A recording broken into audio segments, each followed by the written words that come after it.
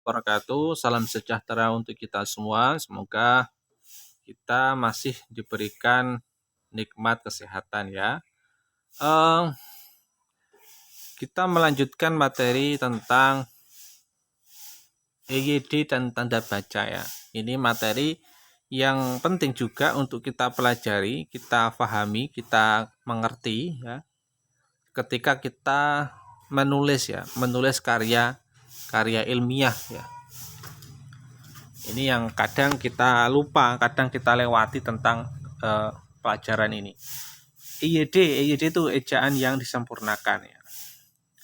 Definisi ejaan itu apa? Ejaan itu adalah keseluruhan peraturan mengenai bagaimana melambangkan bunyi ujaran dan hubungan antar lambang-lambang.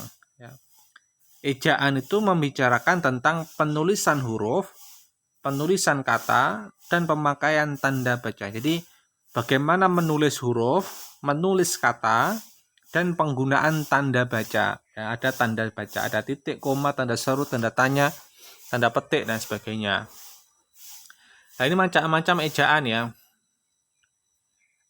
Yang pertama ada ejaan Van Ophuijsen. Itu nama seorang guru Belanda yang meminati bahasa tahun 1901. Yang kedua ejaan Suwandi, Menteri PK Republik Indonesia tahun 1947, ya ejaan Suwandi. Kemudian ada juga ejaan Melindo atau Melayu Indonesia, Melindo. Itu tahun 1958. Ini macam-macam. Yang terakhir ejaan yang disempurnakan atau EYD diresmikan tanggal 16 Agustus 1972. Jadi ada banyak macam ejaan ya. Jadi ejaan ini sifatnya menyempurnakan ya, menyempurnakan dari yang sebelum-sebelumnya ya. Nah, ini perbedaan ejaan Van Ophuijsen dengan ejaan Suwandi. Misal kalau ejaan Van Ophuijsen itu huruf J untuk kata sajang, bajang, pajah dan lain-lain. Ya. Itu ya. Huruf OE untuk kata gurue, bokoe ya, buku, guru begitu ya. Jadi ada tambahan owe gitu ya. Kemudian tanda diakritik berbentuk koma ain untuk kata tak, pak, tak mau berarti tidak mau itu tulisannya TA, tanda petik tak mau gitu ya. Nah gitu. Kalau Sumandi gimana? Huruf OE itu berubah menjadi U. Buku, saku, guru. Nah, itu tidak gurue, tidak gurue pakai tulisan gurue tapi guru biasa. Tanda diakritik berubah menjadi K. Ya, jadi tadi kan tanda petik tak ya, tak mau jadi. Sekarang pakai K, TAK ya. AK Pak ya. Dulu Pak Fikri jadi PAK tanda petik kalau pakai ejaan Van Option. Kalau pakai Swandi sudah apa? Sudah menggunakan K. Jadi Pak Fikri itu PAK Fikri. Kemudian awalan dan kata depan di ke ditulis serangkai atau digabungkan dengan kata yang mengikutinya. Jadi awalan di dan ke itu ditulis digabung dengan kata yang mengikutan. Di makan, ditulis ke kemana, nah, kayak gitu. Angka 2 dipakai untuk pemakaian kata ulang. Ini ejaan dari ejaan Suwandi ya, ejaan Suwandi. Nah, contohnya seperti ini ya. Khusus itu saya khusus ya. Kalau ejaan Suwandi pakai CH. Khusus ya. Ya. Ejaan Van Option itu kalau Jumat pakai dejuim tanda petik at. Kalau Suwandi pakai dejumat. Ya, ada jakni ya. Tanda petik tadi jakni ya, pakai tanda petik. Karena tanda petiknya di Suwandi, ejaan Suwandi sudah digantikan maka jakni. Kemudian cucu ya. Cucu, cowe ya. Kalau ejaan Van Option itu kan owe itu ya. Kalau pakai Suwandi diganti tecu cu. TJU, cucu, ya. Guru, goroe, ya. Guru, ya. Nyonya, nyonya, ya. Pakai kalau find absen pakai owe. Kalau pakai Swandi pakai J. Nyonya ya, istilahnya nyonya, tapi penulisannya NG begitu. Susu, gitu. Kemudian ejaan yang disempurnakan. Ejaan ini diresmikan 1972 ya, tanggal 16 Agustus. Kemudian pada tanggal 76 disusunlah buku pedoman mengenai EYD ya. Yang EYD itu mengatur apa? Pemakaian huruf, penulisan huruf, penulisan kata, penulisan unsur serapan, dan pemakaian tanda baca. Ya. Nah, ini yang berubah ya. Huruf F, V, Z, H, X diresmikan pemakaiannya menjadi huruf B. Jadi huruf F, V, Z, X itu diganti B. Kemudian angka 2 untuk kata ulang dihapuskan, untuk penulisannya harus terus berulang tanda hubung. Awalan di dan ke ditulis serangkai, dan kata depan di dan ke ditulis terpisah dari kata yang mengikutnya. Jadi kalau kata-katanya itu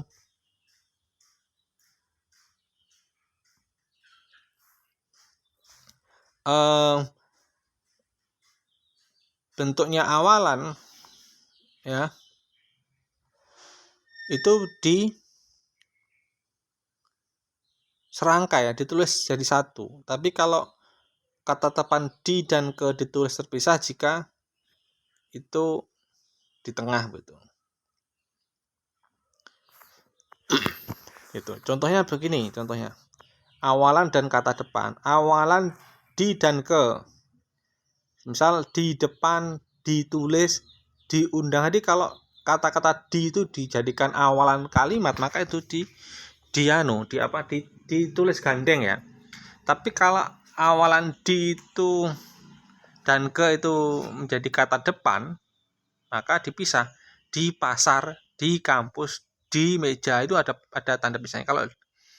Kalau jadi awal kalimat ya, awal permulaan kalimat, maka digandeng. Kemudian kepada ya, ke depan ya. Beda kalau jadi awal kata depan. Nah, ini perubahan EYD dibandingkan ejaan Swandi ya. Huruf tadi ya, cukup TJ itu diganti C ya. TJ diganti C. Cukup jadi cukup ya tulisan. Kemudian CH jadi KH. Khusus. Nah, jadi khusus CHUS. Itu diganti khusus. Pakai KH khusus. Ya. Kemudian NJ nyonya diganti NY. NJ diganti NY. SJ diganti SY. Syarat ya, sejarat, jarat, syarat ya, DJ diganti J. Jalan dulu kan ada kata jalan, itu ganti D-nya dihilangkan jadi hanya jalan. Kemudian J itu diganti dengan Y. Dayang kalau pakai ejaan Swandi itu kan dajang, itu diganti jadi dayang ya, jadi dayang. Kemudian singkatan dan akronim ya, singkatan dan akronim. Sebentar.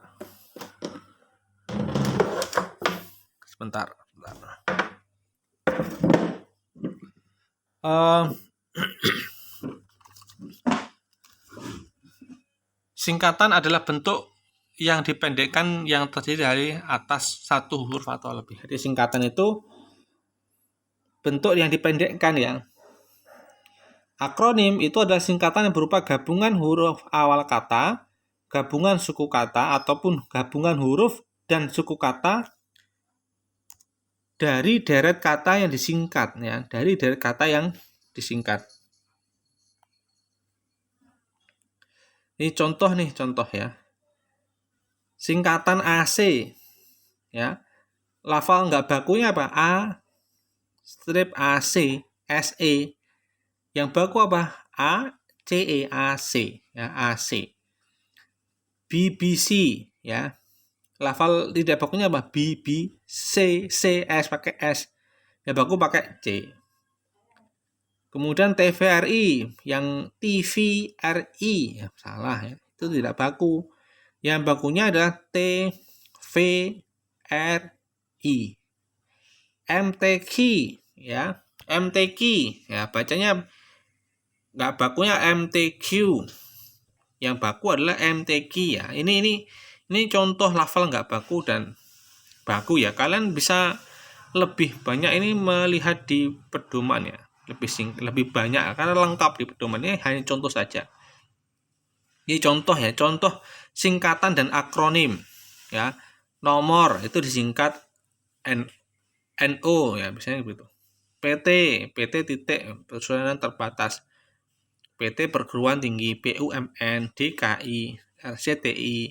Kalau akronim, ya, akronim itu kayak FISIP, ISPA, Bappenas, Kadin, ya, kayak seperti itu. Nah, itu contoh singkatan dan akronim. Kemudian sekarang tanda baca, ya, tanda baca titik. Titik itu untuk mengakhiri sebuah kalimat yang bukan pertanyaan atau tanda seru atau seruan. Jadi kalimat itu diakhiri dengan titik. Kalau perintah itu tanda seru. Kalau pertanyaan pakai tanda tanya, ya.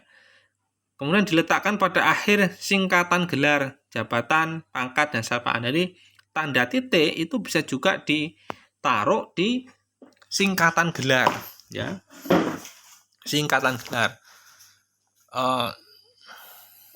Contohnya tadi, kalau saya Fikriansyah, MA, SIIP, sarjana titik, S titik, IIP titik, ya. Itu tanda titik itu untuk mengakhiri atau singkatan gelar, ya, kayak gitu.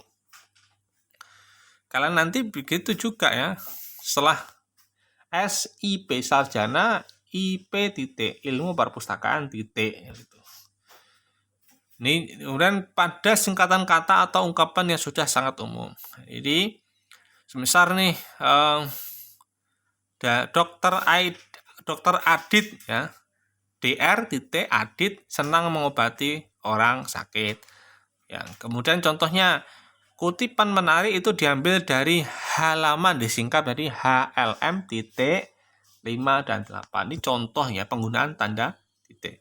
Kemudian tanda koma, ya, tanda koma memisahkan unsur dalam suatu perincian atau pembilang. Memisahkan anak kalimat dari induk kalimat apabila anak kalimat mendahului induk kalimat. Memisahkan petikan langsung dari bagian lain dalam kalimat. Contohnya, apabila keliru memilih bidang spesialisasi, usaha tidak dapat melaju, ya. Terus kemudian tanda petik, misal tanda petik jangan buang sampah sembarangan, tanda petik kata Rudi. Jadi Rudi itu berkata jangan buang sampah sembarangan, ya. Ini tanda baca koma tuh seperti itu. Kemudian kalau seru, ya, dipakai ungkapan untuk dipakai sesudah ungkapan atau pernyataan berupa seruan atau perintah atau yang menggambarkan kesungguhan, ketidakpercayaan atau rasa emosi yang kuat. Jangan letakkan benda itu. Nah, tanda seru, teriak Rudi. Nah, jangan tidur. Ya, seperti itu, ya. Itu tanda seru. Kemudian tanda koma, titik koma. Fungsinya apa? Untuk memisahkan bagian kalimat yang sejenis atau setara. Nah, kemudian memisahkan kalimat yang setara di dalam satu kalimat majemuk sebagai pengganti kata hubung. Misal nih, contohnya hari makin sore, titik koma, kami belum selesai juga. Itu kan berarti tandanya ya hari sudah sore gitu, ya, tapi belum selesai. Desi sibuk bernyanyi, titik koma. Ibu sibuk bekerja di dapur, titik koma. Sedangkan adik bermain layangan. Ya. Intinya apa? Intinya kabeh repot. Kabeh repot. Itu titik koma. Sekarang tanda baca titik 2. Titik 2 itu digunakan kapan? Pada akhir suatu pernyataan lengkap bila diikuti rangkaian atau pemberian itu apa? Itu loh kayak uraian apa saja begitu. Pada kata atau ungkapan yang memerlukan pemberian itu ya. Penjelasan apa? Uraian. Contohnya apa? Contohnya kayak gitu. Fakultas Ekonomi memiliki jurusan titik 2 akuntansi, manajemen, ilmu ekonomi. Kayak gitu. Kemudian project by titik 2 oleh siapa? Project ini by diselesaikan oleh siapa? Alan project. Budi siapa? Misal kayak gitu. Dalam menunjukkan pelaku dalam percakapan. Kemudian tanda baca step ya, tanda hubung ya. Menyambung unsur-unsur kata yang berulangan. Anak-anak ya. Layang. Kemudian merangkai unsur bahasa Indonesia dengan unsur bahasa asing. Di packing. Ya, di packing. Contohnya seperti itu. Tanda baca ya, sekarang elipsis, tanda baca titik-titik ya. Menggambarkan kalimat yang terputus-putus ya. Menunjukkan bahwa satu petikan ada bagian yang dihilangkan. Contohnya adalah berikut adalah yang termasuk Fakultas Gunadarma adalah Fakultas Ekonomi, Fakultas titik-titik dan Fakultas titik-titik ya. Itu. Kemudian tanda petik plak alhamdulillah titik. Nah, kuda itu berjalan dengan cepat sampai-sampai orang tersebut tak bisa mengendalikannya. Nah, itu ya. Itu tanda baca. Ini masalah EYD itu kalian bisa lebih lengkapnya melihat pedoman EYD. Ada ya bukunya. Kalian bisa baca karena rigid ya. Banyak sekali kata-kata yang perlu kalian ketahui, mana kata baku, mana kata yang tidak baku, dan itu perlu dihafalkan kalau mau. Itu gitu ya. Pertemuan kita hari ini, kurang lebihnya saya mohon maaf. Saya akhiri, wallahu muwaffiq ila aqwamit thoriq. Wassalamualaikum warahmatullahi wabarakatuh.